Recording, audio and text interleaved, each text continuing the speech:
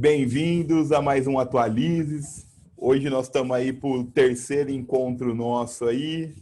Meu nome, para aqueles que ainda não me conhecem, é Matheus, sou professor de Sociologia aí do Zezão, da Escola Cenecista do Dr. José Ferreira. E hoje eu tenho o prazer aí de estar entrevistando, o Ricardo, nosso professor de Geografia junto com a Célia aí, para trabalhar uma temática magnífica aí, que é o Brasil e o processo de desindustrialização, perspectiva para se pensar, uma indústria nacional aí. E para aqueles que não conhecem, né, o Ricardo aí desenvolve um trabalho já de anos na escola, maravilhoso aí, e eu tenho uma satisfação muito grande de estar com ele aí no dia de hoje aí para conversar um pouco sobre essa temática aí, para mais um papo aí gostoso aí. Olá, pessoal do Atualize. É um prazer enorme poder estar participando desse projeto. Espero que ele se estenda por muito tempo. Também um prazer poder estar participando aí junto com você, Matheus. Meu nome é Ricardo, sou professor de Geografia do Brasil, no Colégio Cenecista Dr. José Ferreira, como você já disse, juntamente com a professora Célia. E estamos aí, né, para debater esse assunto importante, interessante, né, que faz menção aí ao processo de desindustrialização, por que não dizer, né, no mundo, no Brasil. E daí vamos começar por aí, né, Ricardo? Já que abriu um pouco essa bola, explica um pouco melhor o que é esse conceito que tem sido utilizado aí de desindustrialização. Porque se a gente olha para o mundo contemporâneo, cada vez a gente tem mais coisa industrial. E por que se fala disso de desindustrialização? O que significa esse conceito aí, Ricardo? Bom, Matheus, antes de a gente falar de desindustrialização, é importante a gente pensar na raiz do negócio, que corresponde ao processo de industrialização. Então, para a gente pensar, repito, em desindustrialização, vamos pensar o que foi a industrialização. A industrialização foi um processo que revolucionou, né, a forma de produção, transformando a matéria-prima em um bem acabado ou semi-acabado. E todo esse processo, ele iniciou praticamente no século XVIII, para ser mais específico, a partir de 1756.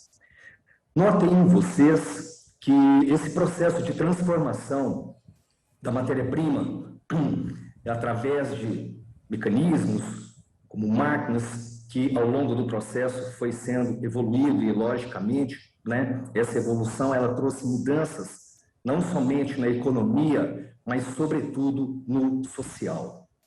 Bom, à medida que o processo de desenvolvimento industrial ele ocorre, obviamente, inicialmente no Reino Unido, posteriormente na França, e dali Benelux, e foi se estendendo, Estados Unidos, entre outros, traduzindo em uma industrialização clássica, né? E posteriormente o processo de desenvolvimento industrial com um modelo, né, de planejamento quinquenais, entre outros, que ocorreu no mundo socialista, né?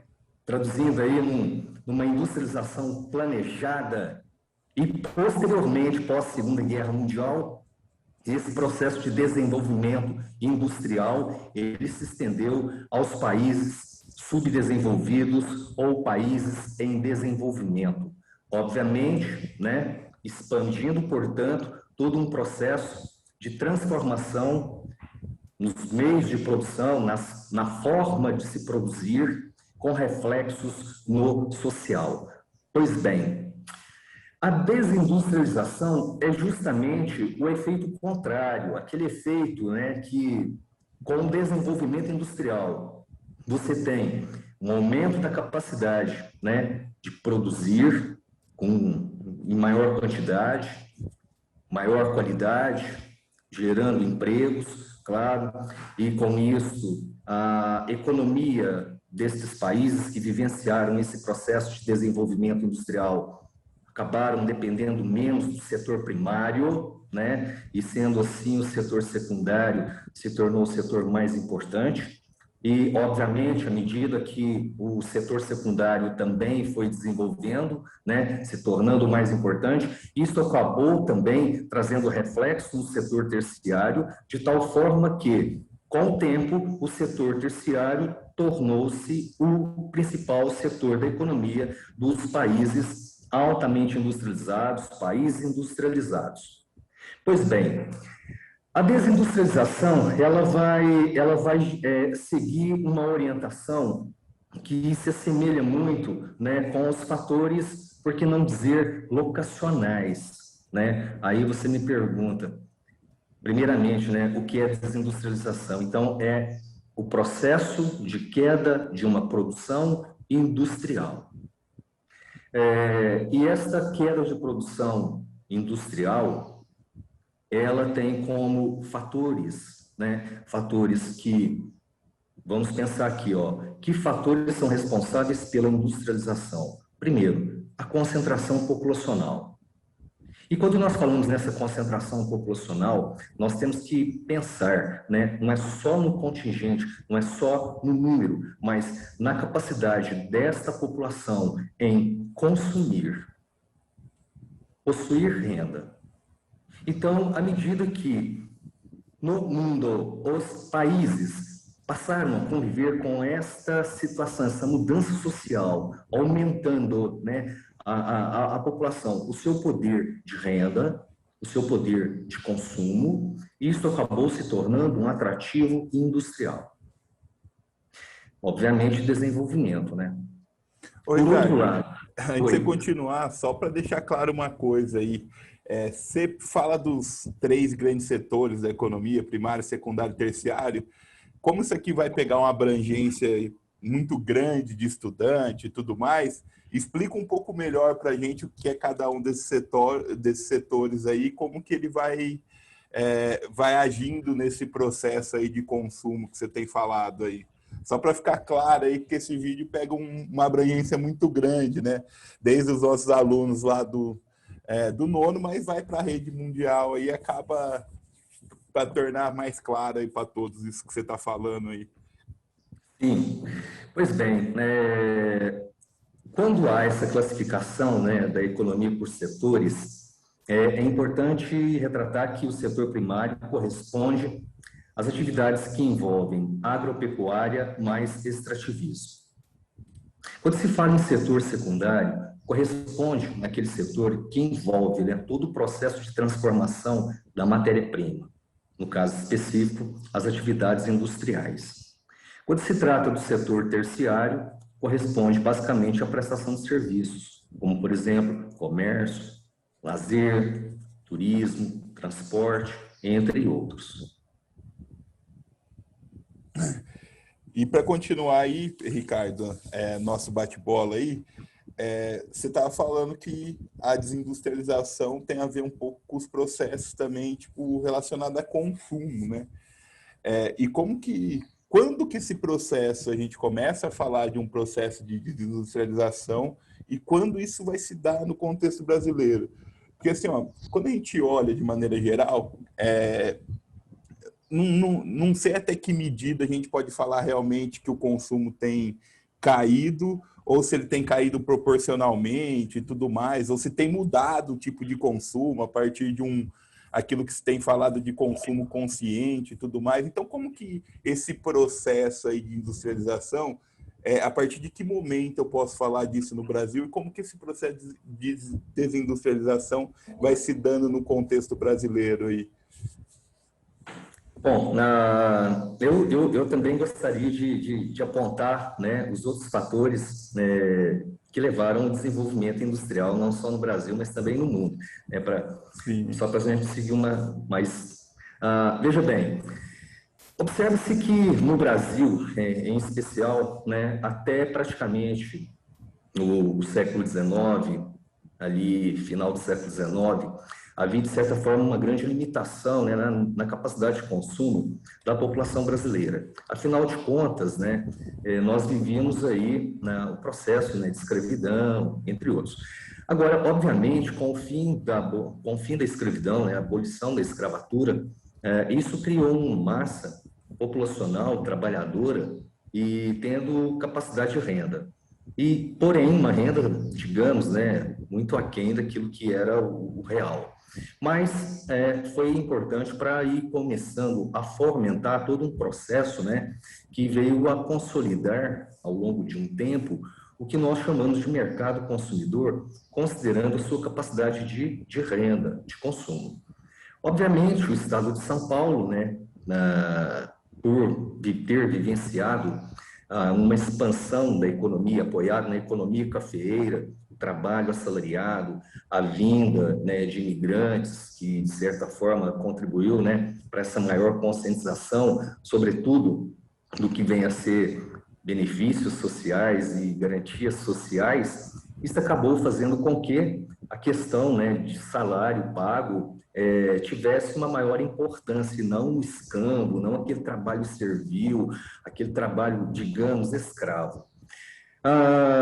Já no início do século XX, né, nós vamos ter aí alguns movimentos sociais que vai, de certa forma, contribuir para algumas garantias trabalhistas, né, sobretudo no governo Getúlio Vargas. Porém, a partir dali, digamos assim, né, a população brasileira, principalmente a população economicamente ativa, aquela população que se encontrava no mercado de trabalho, vai evoluindo e vai conseguindo ali, portanto, né, ter um maior poder de consumo, claro. Vale ressaltar que, à medida que o Brasil passa a desenvolver industrialmente, sobretudo a partir de 30, e vamos considerar aí também um desenvolvimento industrial mais complexo, mais diversificado, a partir de 1956, com o JK. À medida que essa industrialização ocorre também, né, digamos assim, um certo distanciamento social, considerando aí, portanto, né, uma concentração de renda, né, que vai se tornar cada vez mais ampla, o rico cada vez mais rico, o pobre cada vez mais pobre. Porém, né, e aí você tem a elite, as pessoas de maior capacidade, né, financeira, tendo capacidade de consumo de determinados produtos. E, inclusive, essa industrialização que ocorre a partir de 56 vai permitir, né, eletrodomésticos, produtos de luxo, né, enquanto que a população, a classe trabalhadora, aquela de menor renda, obviamente ficava limitada a um determinado, né, tipo de consumo. Observa-se que também, né, e a gente não pode fugir disso, já ainda no século XX, com o desenvolvimento industrial nos Estados Unidos, que acabou se tornando ali o berço, né, digamos assim, da segunda revolução industrial.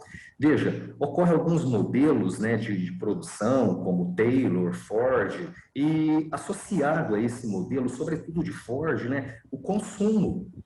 Então, o consumismo, o marketing, né, e de certa forma, houve uma transformação nos meios de produção, houve uma transformação do interesse de consumo, né? E houve também, digamos assim, né, uma mudança, por que não dizer, em todo o processo de desenvolvimento econômico. Agora, já a partir da década de 90, com o processo globalizante, né, aqueles produtos, sobretudo, que eram de difícil acesso, sobretudo a população de menor renda, torna-se um pouco mais acessível, justamente por conta, né, da facilidade de importação. Por outro lado, né, essa produção ela passa a ocorrer de forma mais globalizada, inclusive, né, com as fábricas globais, apoiado aí na ideia do toyotismo, né? Portanto, o consumo ele acaba se tornando um consumo, digamos, para determinados produtos, principalmente de marcas, produtos que até então estavam restritos somente à população de maior renda, tornam-se produtos mais fáceis de ser adquiridos e um consumo mais solidário.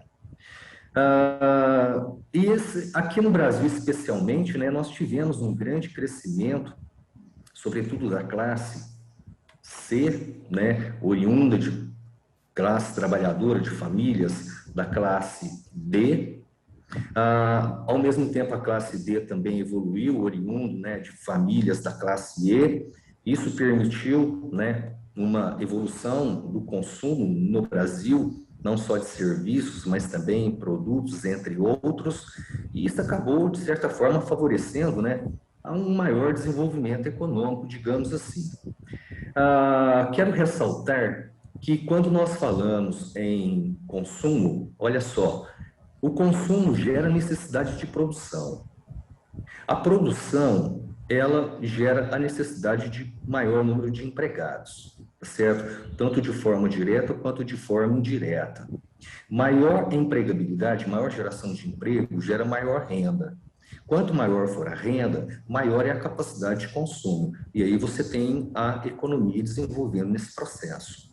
Pois bem, já, digamos assim, o processo de desindustrialização no Brasil, ele praticamente, né, torna-se mais acentuado, sobretudo a partir de 94, com o governo Fernando Henrique Cardoso. E um detalhe, né, esse processo de desindustrialização, ele teve como pontapé, digamos, inicial, a paridade cambial, né? Então, naquele momento, um dólar valendo R$ 1, ou R$ 1 valendo $1. Então, isso dificultava, né, as exportações, até porque nossos produtos internos se tornavam mais caros, né, na moeda estrangeira, mas ao mesmo tempo favorecia as importações. E, obviamente, a partir daí, né, nós tivemos uma abertura econômica associada a uma entrada maior de tecnologia, de produtos estrangeiros. Isso, de certa forma, trouxe um grande, digamos, prejuízo para a indústria nacional, que não se encontrava naquele momento em grande poder de competitividade. E aí, obviamente, né, algumas falências, obviamente, início de um processo de desindustrialização. Então, a desindustrialização, ela tem o seu, digamos, início, né, de forma um pouco mais declarada, a partir da década de 90, em especial 94, com o governo Fernando Henrique Cardoso. Eu estava, quando a gente vê os estudos, né, tem dados momentos que 89 centavos de real vale $1, né? Ou seja, nossa moeda mais valorizada do que o dólar. Lógico que é toda uma valorização na realidade, né, artificial e tudo mais, mas estava aposta aí, né? Tipo... Um dos grandes problemas, né, para o desenvolvimento industrial brasileiro era justamente essa inconstância econômica, né?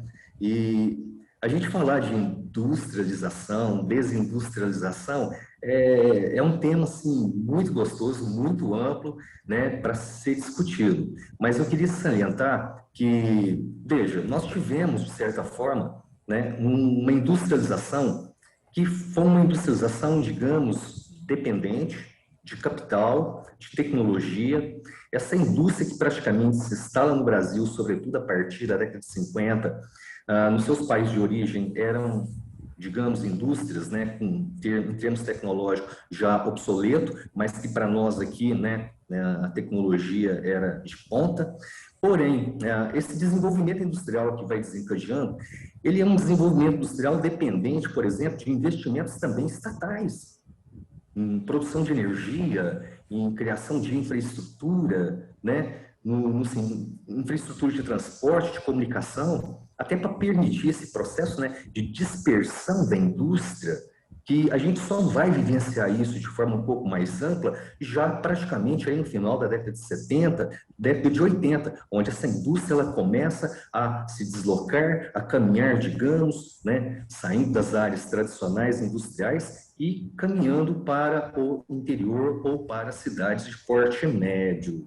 Mas, notem, a indústria, tanto nacional, assim como também a indústria estrangeira que tinha interesse em se instalar no Brasil, ela vai topar com alguns problemas, como, por exemplo, ainda uma infraestrutura de transporte e comunicação, por que não dizer precária, de certa forma, uma oscilação da economia muito grande, né, digamos assim, momentos de elevada inflação, elevada taxa de juros, dificuldade para contrair linhas de financiamento. Então, é uma situação que só veio melhorar um pouco a partir da década de 90, onde ocorre uma estabilidade, uma estabilização da economia com o plano real. Então, em termos econômicos, isso gerou, de certa forma, uma certa segurança, né? Mas, por outro lado, veja, nós temos aí situações como a paridade cambial, ou seja, vinha para cá para produzir aqui, mas produzir para o mercado interno. Não, a gente havia abandonado aquela política de substituição das importações, né? Então, agora o mercado é global, então é produzir internamente para atender o mercado interno, mas também exportação. Agora, exportar com uma paridade cambial, isso não justificava, né? Então, a coisa só veio também dar uma outra melhorada no processo já no final da década de 90, em especial a partir de 94, 99, né? 99, com a desvalorização cambial. Aí a gente tem, né, uma entrada de empresas estrangeiras no Brasil. É claro, essa entrada também esteve associada ao processo de privatização, né, que o Brasil vivenciou. Então, uma entrada de capital produtivo, mas também outros capitais, né, capital de financiamento, capital especulativo, e foi o que gerou, de certa forma, né, esse desenvolvimento desencadeado aí a partir de 99, 2000, 2001, onde a economia brasileira praticamente vivenciou aí, né, digamos, um certo céu de brigadeiro. E aí, Ricardo, esse negócio que é interessante, né? Porque daí entra, tipo, um pouco para você falar desses impactos. Porque, assim, a gente tem um movimento contraditório aí, né? Qual que é o movimento contraditório aí? Ao mesmo tempo que vem essas entradas de capitais, você também tem, tipo, as indústrias nacionais quebrando. E o que gera isso de impacto? O que esse movimento aí, por assim dizer, de desindustrialização vai ocasionar no contexto brasileiro, no contexto nacional e assim por diante? Bom, antes de responder essa pergunta, até para não deixar essa lacuna na minha resposta num assunto anterior, veja bem, quando nós falamos em desindustrialização, a gente tem que pensar em industrialização primeiro, correto?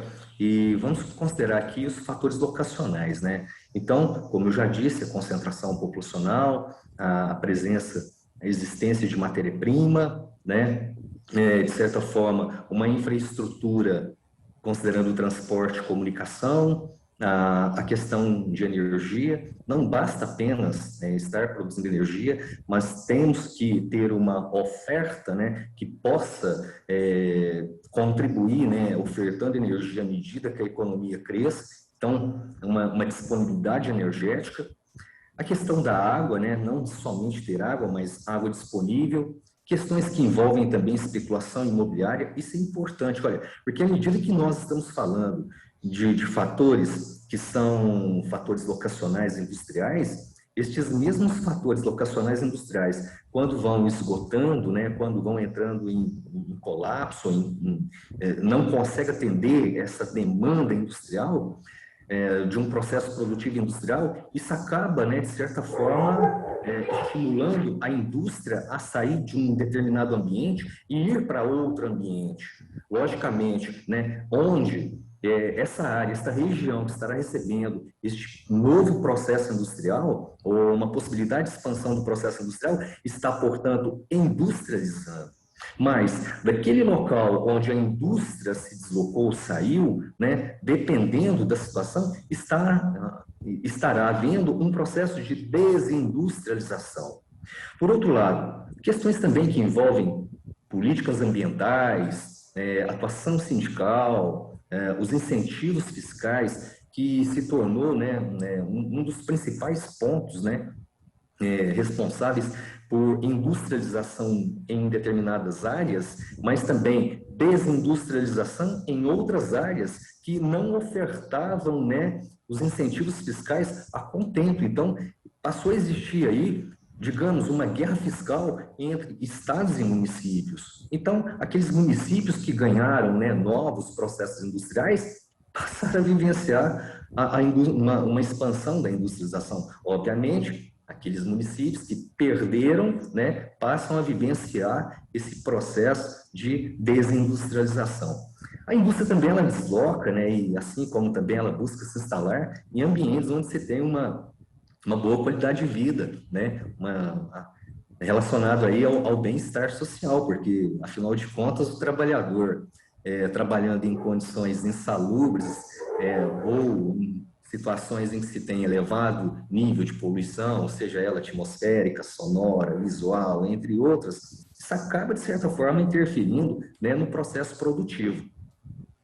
E, Ricardo, antes de você continuar aí, deixa eu só fazer uma pergunta de curiosidade, porque recentemente a gente viu a saída, tipo, a Ford anunciando o encerramento de seus trabalhos no Brasil, né, produtivos no Brasil, outras empresas também, mas não vou entrar no detalhe de todas. A gente pode falar que esse, então, tipo, é um movimento normal a partir de uma situação de busca de melhores condições de se instalar em outros países, que é o que se deu, por exemplo, com a Ford, ou tem a ver só com o mercado interno brasileiro que está em crise e a Ford vem inventando uma crise, ou todos esses fatores juntos e tudo mais. Como que a gente pode explicar um pouco esse movimento? Você estava falando de estado para estado, né? E aí eu estou fazendo a provocação de país para país, isso também tem acontecido, ledo engano. É isso mesmo? Olha, vamos começar por aqui. Note você que já digamos aí, a partir do final da década de 80, início da década de 90, se tornou muito mais amplo, né, o deslocamento, por exemplo, de indústrias ou de processos produtivos, por exemplo, dos Estados Unidos para o México, né, consolidando ali um processo, né, das maquiladoras. E à medida que esse processo de integração regional vai ocorrendo, vai expandindo, né, se tornou comum, né, essa dispersão industrial, esse deslocamento industrial, também fruto, né, dos fatores locacionais industriais. Mas, já a partir da década de 90, inclusive por conta do processo globalizante, uma concorrência cada vez maior, e por que não dizer, né, maior interferência da terceira revolução industrial, automação, né, e hoje a quarta revolução industrial em curso, né, a revolução 4.0. Então, as indústrias, né, não somente as indústrias, mas a economia, os agentes econômicos como um todo, eles têm que rever, né, a sua forma de produção, a sua forma de produzir, né, objetivando, claro, né, o objetivo maior é o lucro, né, então aumentar sua produção, aumentar sua produtividade e, obviamente, né, mudando aí o conceito de determinados produtos, então, uma mudança também sobre os produtos produzidos.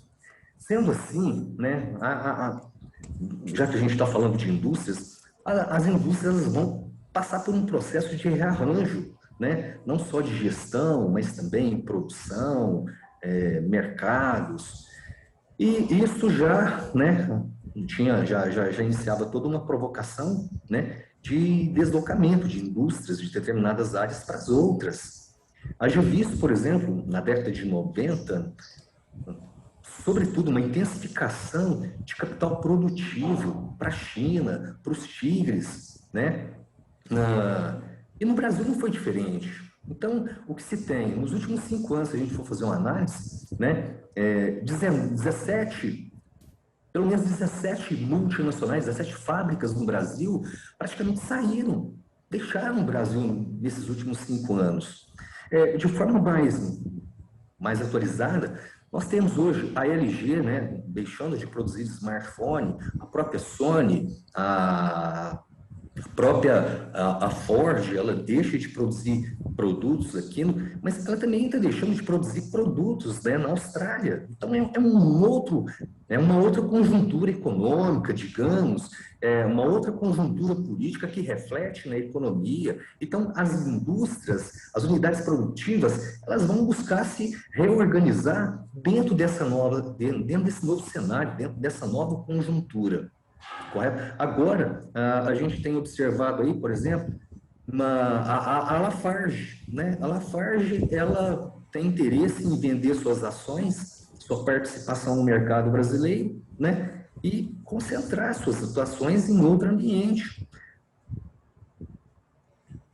Então, tipo, a gente pode falar que o que está acontecendo, na verdade, é um novo rearranjo global, tipo, das indústrias. Porque se a gente fala que, tipo, você chama atenção para isso que acontece na década de 90, principalmente quando o setor produtivo vai em peso para a China e tudo mais.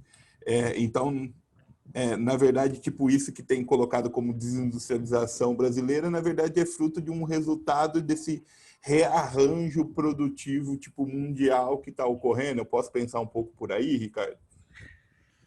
Olha, não só o cenário mundial, né, um reflexo do cenário mundial, mas também reflexo de um cenário interno, entendeu?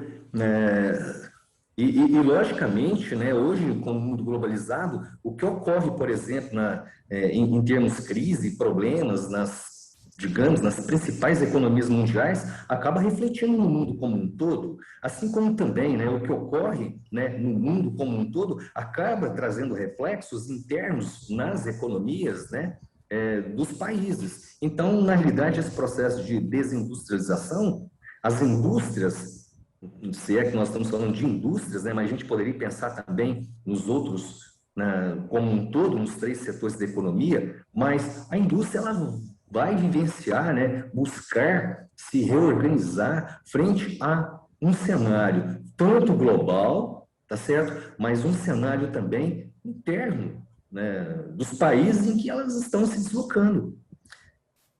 É porque você teve no Brasil recentemente, né? Recentemente, sim, já vem num processo um pouco mais amplo.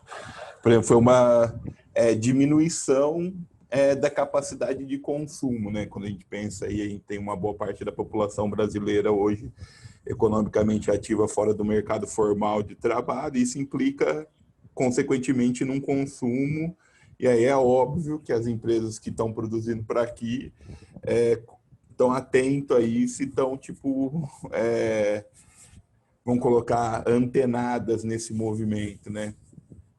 Então, você acha... Bom, pode ir. Vamos analisar, por exemplo, fatores de desindustrialização, tá certo? E aí a gente pode enquadrar isso tanto como reflexos a nível global, como reflexos internos, né, na economia, dentro desse processo desencadeador de fatores de desindustrialização. Por exemplo, no Brasil, o Plano Real, né, essa paridade cambial, isso contribuiu para uma dificuldade de exportação, né, porque você está exportando, né, com produtos com uma paridade em dólar, então os produtos se tornam muito mais caros no mercado externo, né? No momento em que a China já está assumindo uma posição de liderança, né, nas exportações, os tigres, né, com valores muito aquém dos valores praticados no Brasil, claro, também devido a fatores internos, né, políticos, econômicos internos na China, entre outros. Veja bem, o custo Brasil, olha para nós aqui, né? A infraestrutura de transporte e comunicação, de certa forma, necessitando de uma modernização. Vamos pegar um exemplo. No Brasil, atualmente, entre 56% a 62% do transporte praticado, né, é transporte rodoviário. Olha o impacto, né, digamos assim, esse custo de transporte, considerando o consumo de derivados de petróleo, tá certo? Por outro lado, a infraestrutura precária, a malha rodoviária nacional, né? Algumas apresentando baixa qualidade, e isso gerando não só acidentes, mas também perda de mercadorias, assim como um elevado custo de manutenção, né, do material rodante.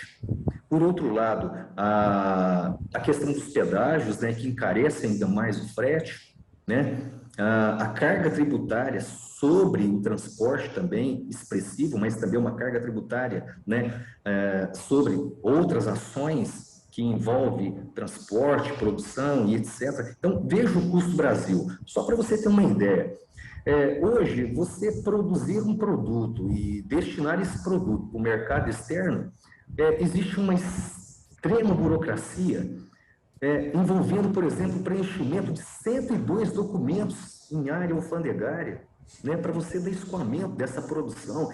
Então, veja, num mundo que procura hoje simplificar, né, a capacidade para produzir, os mecanismos para produzir, a gente ainda tem essa burocracia, esse elevado custo de transporte, comunicação, né? Então, quer dizer, custo Brasil. Por outro lado, né, a dependência de capital tecnológico, né, não só capital financeiro, mas capital tecnológico.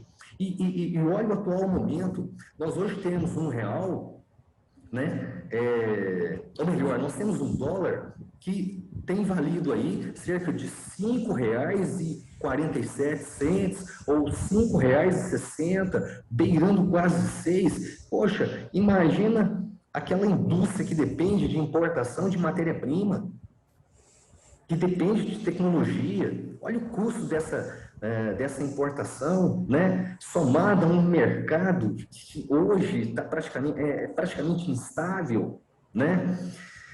A dificuldade de obtenção de financiamento, tem linhas de crédito, tal, mas a burocracia também para se chegar a esse financiamento também é muito difícil, principalmente para pequenas e médias empresas no Brasil, né? E essas pequenas e médias empresas são, digamos assim, né,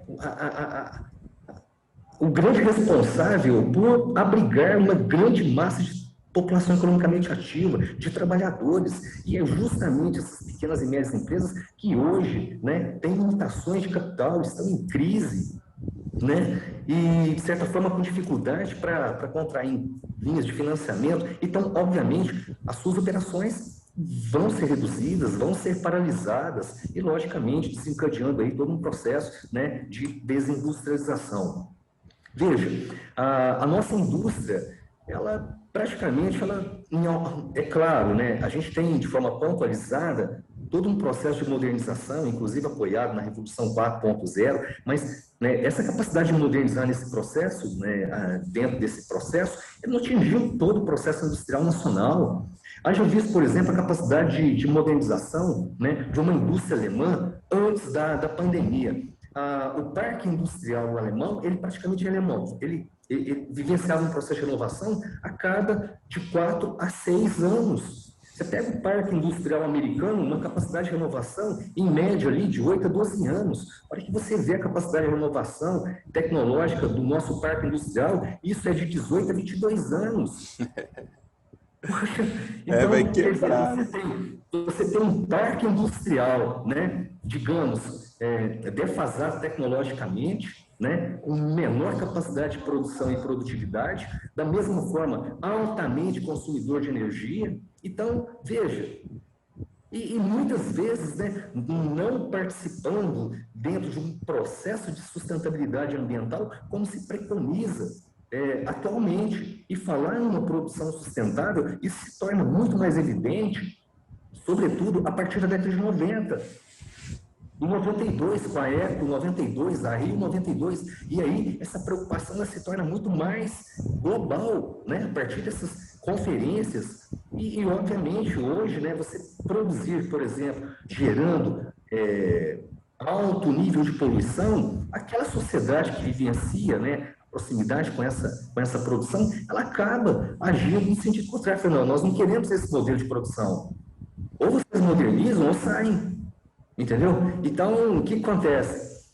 Note, os países desenvolvidos, ao longo de um tempo, começou a incentivar até a saída dessas indústrias altamente poluentes. Para onde? Para o mundo em desenvolvimento, né? Então, lá, desenvolvimento é desindustrialização, no mundo em desenvolvimento, industrialização, né? Por outro lado, como eu já disse, a burocracia, né, é um fator de desindustrialização, mas também a corrupção, né? Veja, e quando a gente fala em corrupção não é só uma corrupção que envolve o Estado, né, mas uma corrupção também que hoje atinge e faz parte, né, de ações da iniciativa privada. Poxa, isso gera insegurança, isso gera instabilidade. Então, países, ambientes, áreas, regiões em que o nível de corrupção, seja por parte dos governantes, de quem está envolvido com a administração, mas também da iniciativa privada, isto acaba, de certa forma, atraindo, né, as boas formas de produção industrial. Então, aquelas empresas, digamos, né, que procuram ser mais sérias nesse processo, acabam tendo, assim, um certo obstáculo, não tendo interesse, né, ou se instalando numa outra área onde o processo, né, pelo menos burocrático, de corrupção, seja menor. Por outro lado, né, a retração da renda, a retração do consumo. Veja, nós estamos vivenciando um momento, né, de pandemia, isso de certa forma limitou a circulação de pessoas, de certa forma acabou fazendo com que, né, o consumo diminuísse, obviamente, é aquela história que eu comentei anteriormente, né? Se você tem uma queda no consumo, obviamente isso vai gerar uma queda na produção. A produção em queda, ela acaba gerando aumento do desemprego. Maior desemprego significa menor poder de renda, menor capacidade de renda, menor nível de consumo, né? Então, obviamente, com esta queda de produção, melhor, com esta queda, né, da capacidade de consumo e renda, o que eu disse, as empresas vão buscar se organizar, né? Elas vão retrair produção, logicamente, retraindo produção, desemprego, e vai retroalimentando, isso vai atingindo os outros setores da economia.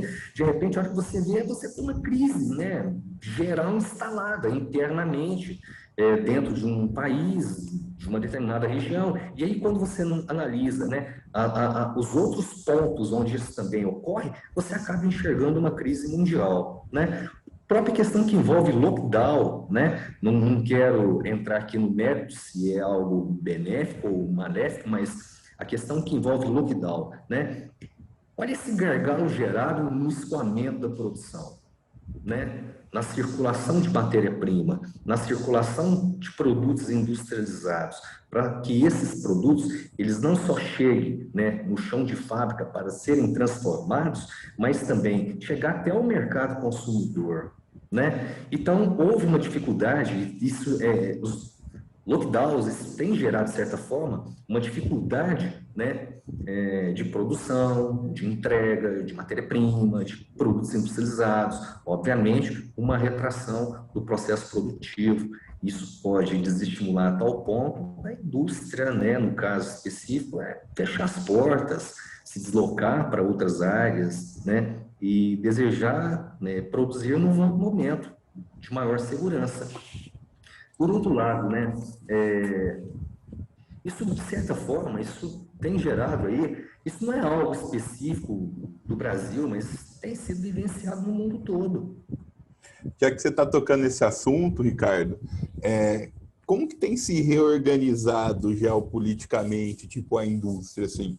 Porque a gente vê, assim, algumas iniciativas, tipo, dos Estados Unidos de voltar, tipo, em dados parques industriais. Eu tenho visto, posso estar equivocado, mas numa perspectiva mais geral, governos incentivando novamente setores industriais a retomarem produção. Lógico que não vai retomar a produção poluindo, uma série de coisas, vai retomar a produção num outro patamar, mas como que tem estruturada essa questão geopolítica aí, tipo, da industrialização? Você pode falar um pouco mais disso para a gente? Bom, em primeiro lugar, vamos pensar assim. Vamos pensar no mundo em desenvolvimento. O desencadear de um processo industrial, principalmente, né, Brasil, México, Argentina, República Sul-Africana, Índia, vamos começar por aqui. Esse desenvolvimento industrial ele se torna muito maior a partir da década de 30, né? Inclusive nesses países, uma forte atuação do Estado, né, apoiado no keynesianismo, mas note você, sobretudo pós-Segunda Guerra Mundial, né, no desenvolvimento industrial.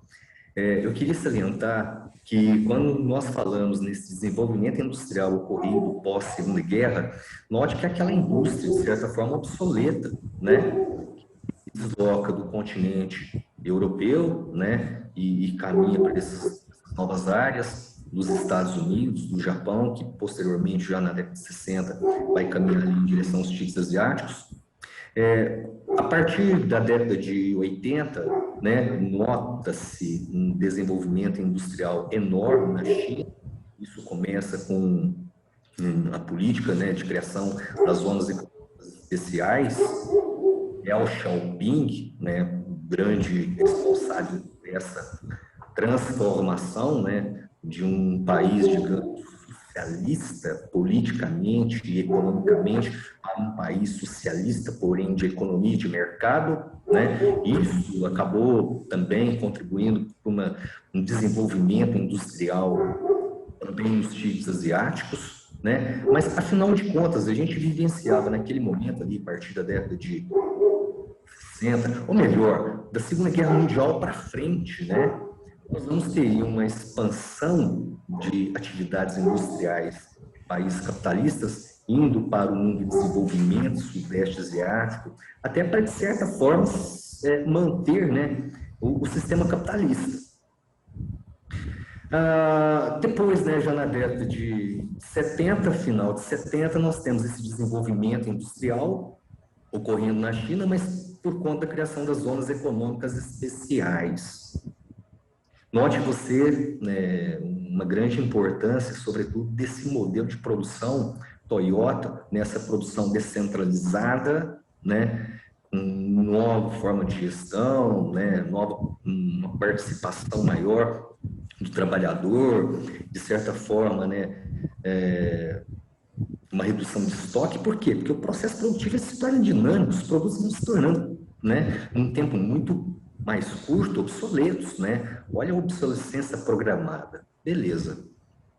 E aí, portanto, já na década de 90, né, nós vamos ter aí uma entrada também maior no processo de desenvolvimento industrial de países em desenvolvimento, abrigando, né, indústrias, empresas dos países desenvolvidos, de um lado dentro do leste europeu, até associado, né, à privatização, deslocamento de empresas para países do leste europeu por conta da mão de obra mais barata, entre outras, assim como também, né, indústrias saindo, deixando de produzir no México, por exemplo, produzindo nos Estados Unidos, né?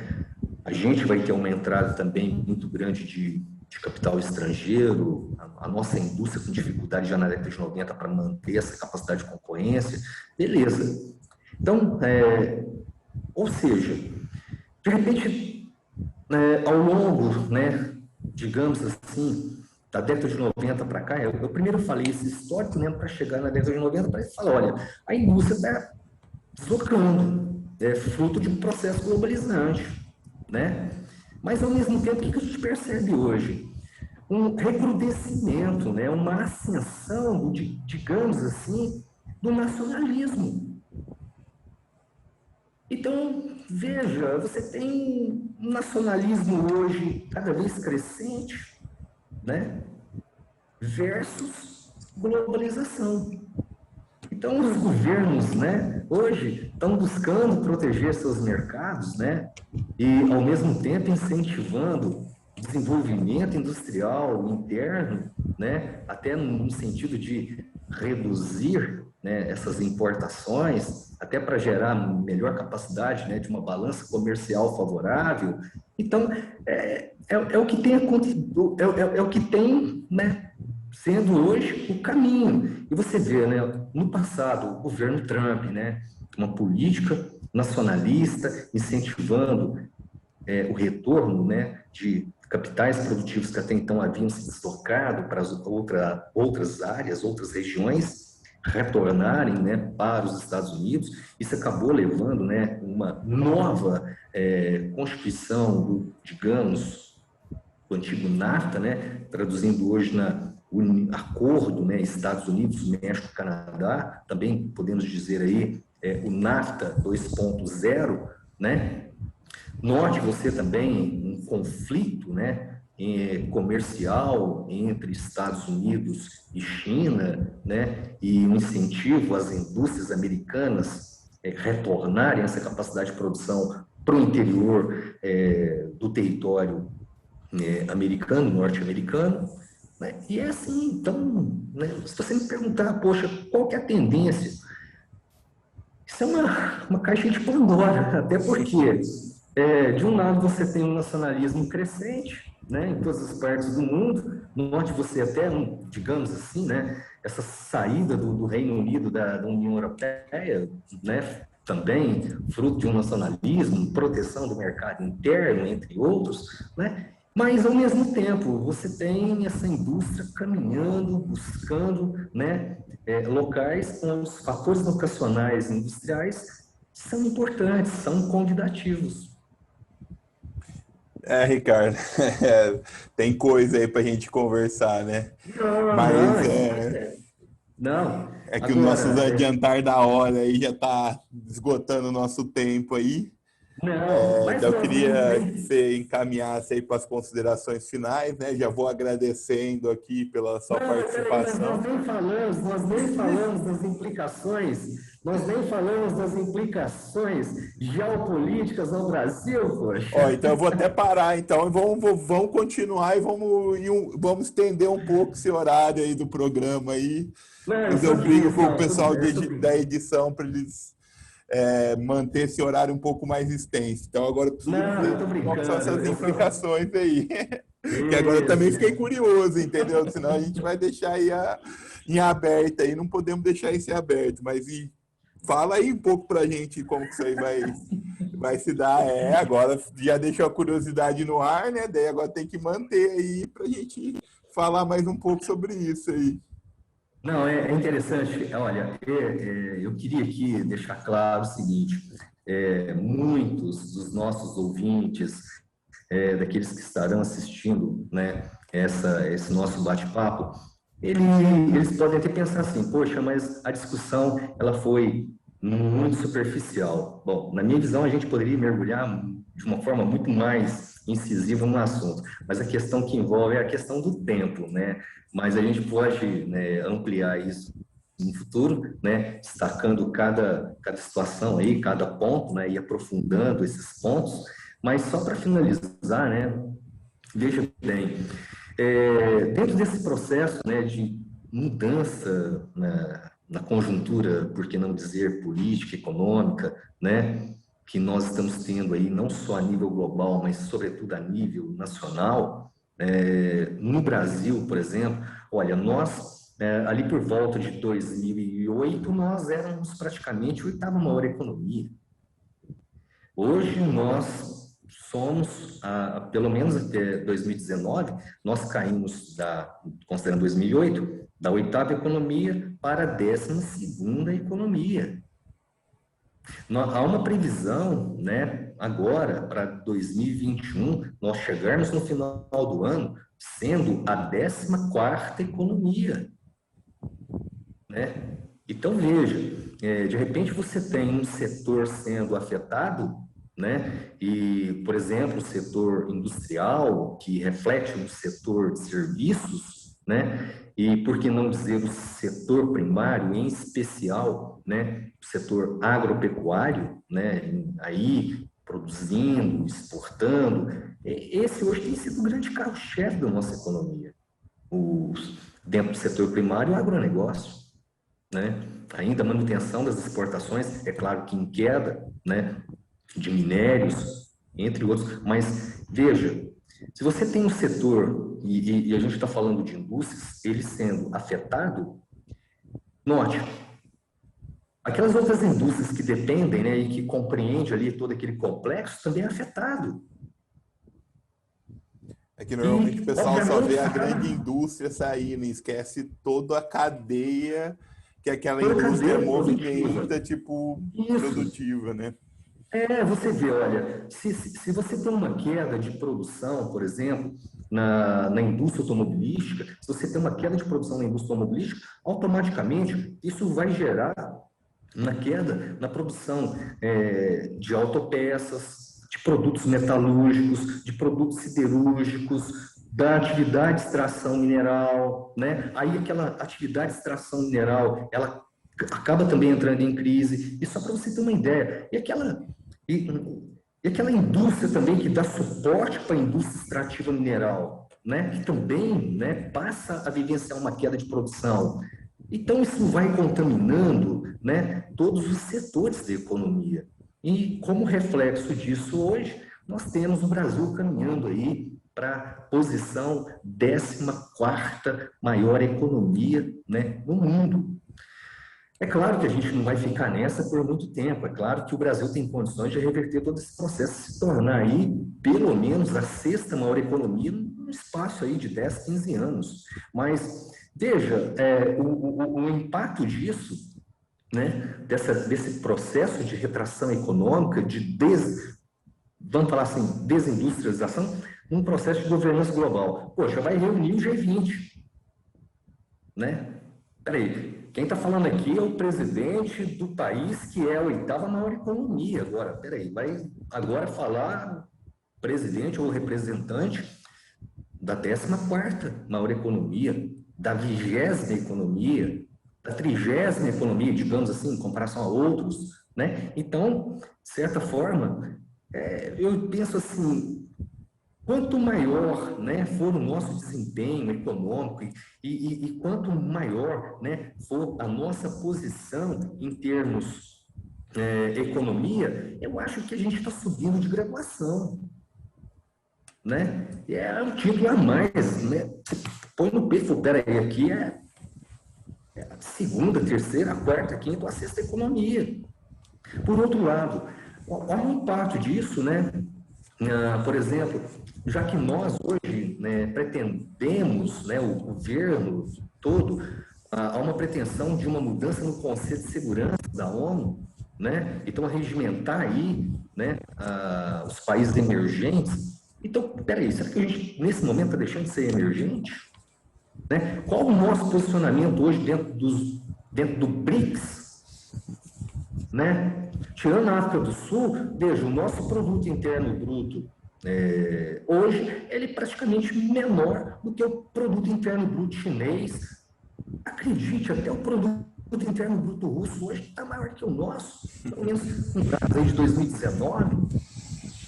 Né? O nosso produto interno bruto hoje, ele é menor que o indiano. Então, quer dizer, a gente só ganha da República Sul-Africana, né? E, por outro lado, né, a gente passa, de certa forma, querendo ou não, eu penso assim, isso é uma coisa pessoal, isso é Ricardo, tá certo? Isso acaba refletindo também, né, nesse menor poder de influência a nível regional, né? E isso acaba mantendo o Brasil dependente de capital e tecnologia, né? Então, quando você tem uma retração da economia, você acaba mantendo nessa dependência, porque a nossa capacidade ela vai cada vez, né, se tornando reduzida. E veja, até mudando, né, e voltando aqui, os impactos no Brasil. Olha a retração do recolhimento tributário pelo Estado, né? Isso acaba, de certa forma, limitando as ações, né, do governo brasileiro, por exemplo, em investir em setores estratégicos, seja ele militar, seja economia, seja social, né? Então, qual o impacto disso dentro dessa geopolítica brasileira, né? E vulnerabilidade, né? Isso nos coloca numa vulnerabilidade econômica, política. Então, eu acho que o momento é um momento para se repensar, para que nós tenhamos aí, né, os 3 poderes podendo falar a mesma língua, que nós tenhamos aí uma estabilidade política para, de certa forma, fomentar e solidificar uma estabilidade econômica e, sendo assim, a nossa economia voltar a crescer, gerando emprego, renda, produção, consumo, né? E que possamos chegar ao lugar que merecemos. Afinal de contas, o Brasil merece muito mais. Nós, brasileiros, merecemos muito mais. Nem fale, viu, Ricardo? Mas eu vou encerrando por aqui. Queria agradecer muito, não só vocês que estão escutando, mas o professor Ricardo aí que disponibilizou esse tempo aí para estar gravando com a gente, estar fazendo essa conversa. É bom que ele deu várias aberturas aí para a gente rechamar ele aí para participações especiais. A gente está com o cronograma fechado do ano aí já, mas vão aparecer algumas participações especiais aí no meio desse ano, e daí é bom que daí, quem sabe, a gente chama o Ricardo para uma reconversa de qual que seriam os rumos para o futuro aí, pensar os incentivos para a gente voltar a crescer economicamente aí. Mas eu queria agradecer muito, Ricardo, por essa participação aí, por estar disponibilizando esse tempo para estar falando com a gente, e deixar um grande abraço e falar que foi um prazer aí estar com você aí durante esse encontro aí. Ô, Matheus, o prazer é todo meu, né, tanto por estar participando, né, desse projeto Atualize, assim como também, né, participar deste mesmo projeto juntamente com você e os demais professores que já apresentaram e outros estarão apresentando, fazer parte do Colégio Dr. Zé Ferreira nesse projeto, né, isso é muito importante, e espero que pelo menos algumas dúvidas tenham sido solucionadas ou pelo menos minimizadas. É claro que aqui foi somente um bate-papo, né? A gente poderia aprofundar de forma pontualizada os temas, mas foi só um bate-papo, então deixar bem claro isso e desejar a todos aí, né, muita saúde, muita alegria, que Deus abençoe a todos, nos abençoe. Tá certo, então, cara. Obrigadão aí. Tchau, Eu que tchau, pessoal. agradeço. Até a próxima. Eu que agradeço.